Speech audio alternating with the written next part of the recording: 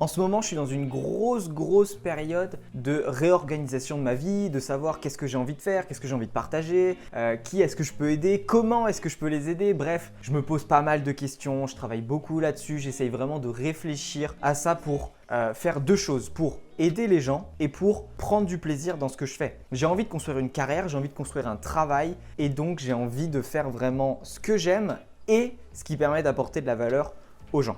Et donc, ce qui se passe en ce moment, c'est comme je réfléchis beaucoup à qu'est-ce que j'ai envie de faire et qu'est-ce que je peux vraiment faire pour vraiment impacter la vie des gens, leur apporter vraiment de l'aide là où ils en ont besoin. Et bien, ce qui se passe, c'est que je me retrouve de plus en plus à court d'idées, à court de sujets de vidéos. Et en fait, je me rends de plus en plus compte que j'ai envie de faire de cette chaîne YouTube vraiment un endroit où je suis pleinement authentique et je vais pouvoir partager vraiment ce que je vis sur le moment, ce que je ressens, ce que je pense et faire vraiment ce que j'aime en fait et pas forcément mettre de pression vis-à-vis de faut faire tel ou tel sujet. J'ai envie, quoi qu'il en soit, de continuer mon objectif des 2 vidéos par semaine tout au long de cette année 2021. Mais il n'empêche que j'ai vraiment envie de me rapprocher petit à petit, de partager des choses qui sont vraiment authentiques et alignées avec moi-même pour que vous puissiez vraiment voir qui je suis, qu'est-ce que je vis, quels sont mes doutes, mes craintes, mes peurs et comment est-ce que j'évolue au fil du temps. Et du coup, c'est vraiment un échange gagnant-gagnant, c'est-à-dire que je vous partage ce que je sais, ce que j'apprends sur le moment, mes émotions, comment je me sens,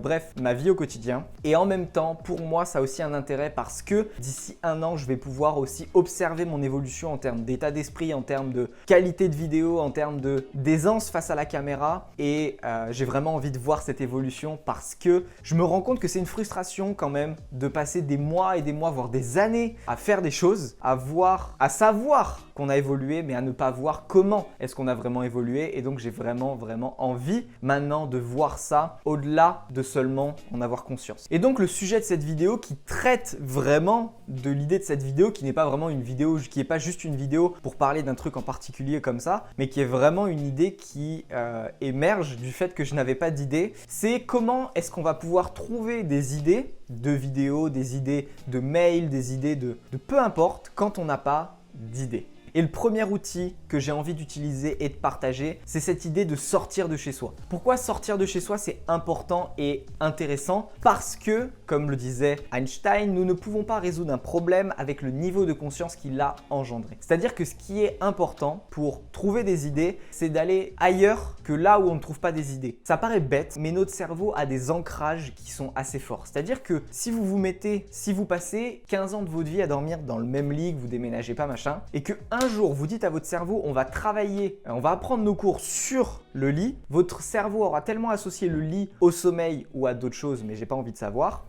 que vous augmentez les chances de vous endormir au moment de votre apprentissage. Et donc sortir de chez soi, c'est la première étape pour commencer à mettre en place quelque chose qui va nous permettre de sortir du manque d'idées et commencer à aller dans un autre espace qui va pouvoir être générateur d'idées. Et petit à petit, il se peut que vous trouviez un endroit dans votre ville ou peu importe là où vous êtes, qui vous permette, qui soit un endroit où il y a un ancrage particulier sur « Ah ouais, là je trouve toujours une idée ». Peut-être que c'est une certaine durée de trajet, peut-être que c'est un endroit spécifique, peut-être que c'est un endroit qui vous tient à cœur et une fois arrivé là-bas, peut-être que vous allez avoir une génération d'idées et vous serez en mode « Putain, je rentre chez moi et je peux mettre l'idée en application ».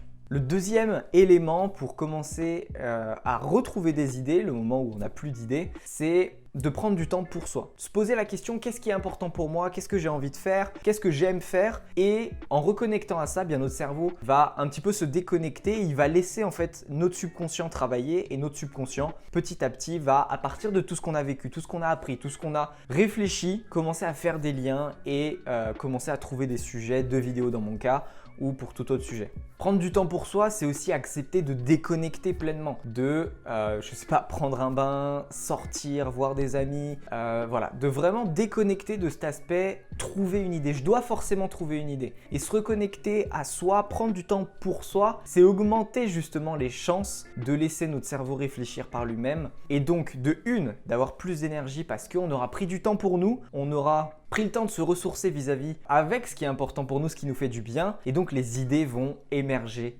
toute seule. Ça nous est tous déjà arrivé, on est en train de réfléchir à quelque chose, on avance sur quelque chose, on a un problème particulier et puis putain on se dit bon allez il faut que j'y aille, je dois partir en voiture quelque part ou je dois aller faire des courses machin. Et puis dans le trajet, ah putain il y a un truc qui vient là, ah il y a un truc qui vient, il y a un truc qui vient et ça émerge. Et ça émerge sans qu'on en ait forcément pensé, sans qu'on soit forcément focus dessus à 100%. Comment est-ce que ça fonctionne? C'est un principe que j'aime beaucoup, c'est qu'en fait on va avoir le cerveau conscient et inconscient. Cerveau inconscient il est capable de traiter beaucoup plus d'informations que le cerveau conscient. Et donc quand on pense à quelque chose, on va avoir des pensées qui vont venir avec ça, des sujets, des idées, machin. Et toutes ces infos ne restent pas dans notre cerveau conscient, mais vont aller plutôt dans le cerveau inconscient qui, lui, va garder en mémoire toutes ces informations-là et petit à petit va commencer à faire des liens, à les entremêler, à essayer de voir par rapport à tout ce qu'on a vu avant, comment est-ce qu'il peut les associer. Et ensuite, une fois qu'il commence à avoir une idée qui émerge, il va la faire revenir sur le cerveau conscient et c'est là qu'on se dit « Eureka ».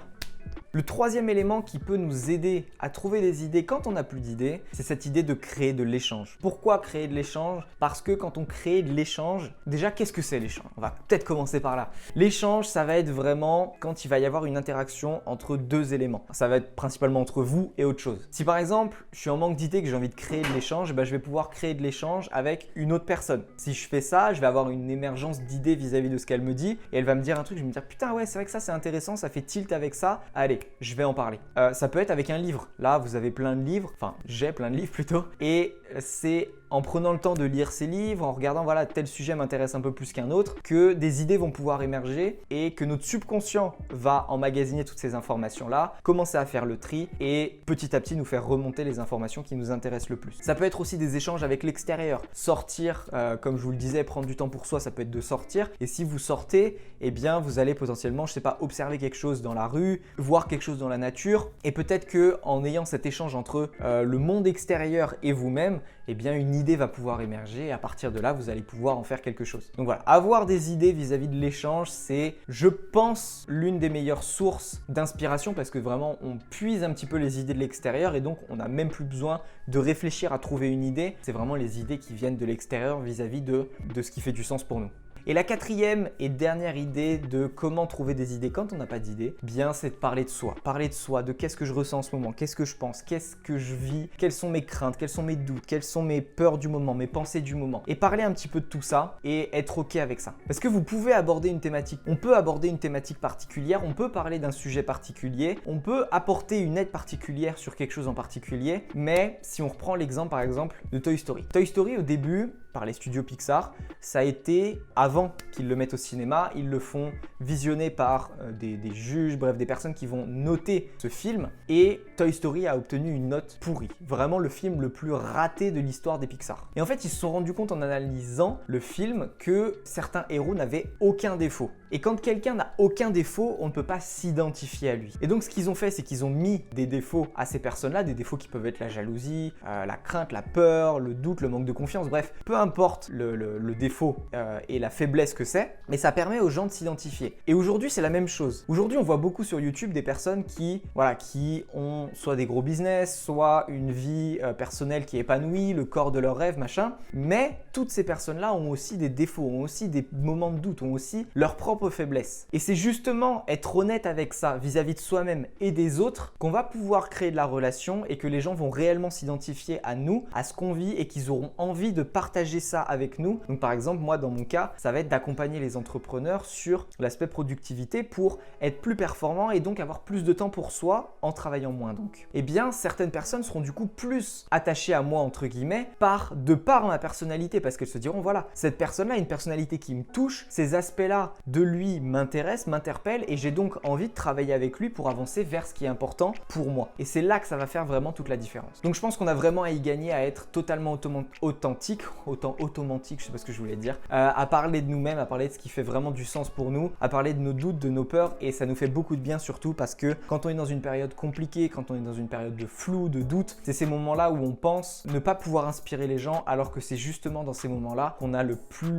plus d'impact parce que c'est au moment où on va oser parler de quelque chose qui nous rend triste que d'autres personnes vont pouvoir se dire putain ouais moi aussi il y a un truc qui me rend triste et puis je vois cette personne qui du coup tourne la situation d'une manière différente ou est triste perfectionniste, mais se demande comment est-ce que ça peut l'aider à avancer ou comment est-ce qu'elle peut gérer le truc, eh bien ça nous inspire à faire pareil dans notre vie, même si c'est des problématiques différentes. Voilà, c'est dans les moments où on a des phases de doute, de peur, de stress ou des moments où on n'est pas bien en fait, que on va pouvoir vraiment inspirer les gens. Et c'est aussi dans les moments où on est potentiellement les plus énergétiques, avec le plus de motivation, de peps, et qu'on partage ça. En fait, c'est vraiment cette idée de partager ça qui fait vraiment la différence. Si c'est pas déjà fait et que tu as envie de rejoindre une communauté de personnes qui sont de plus en plus authentiques, qui sont de plus en plus axées productivité, envie d'avancer, trouver un équilibre justement entre travail et les autres domaines de notre vie qui restent importants pour nous, tu peux rejoindre ma newsletter qui se trouve juste en dessous. J'envoie un mail par jour pour t'inspirer, pour être pleinement authentique avec toi-même et envers moi-même, c'est-à-dire que je te parle vraiment de ce que je vis, de ce que je ressens, de ce qui m'aide à avancer. Là, on est vraiment beaucoup plus authentique que sur YouTube parce que je n'ai aucune limite et n'ai aucune inquiétude.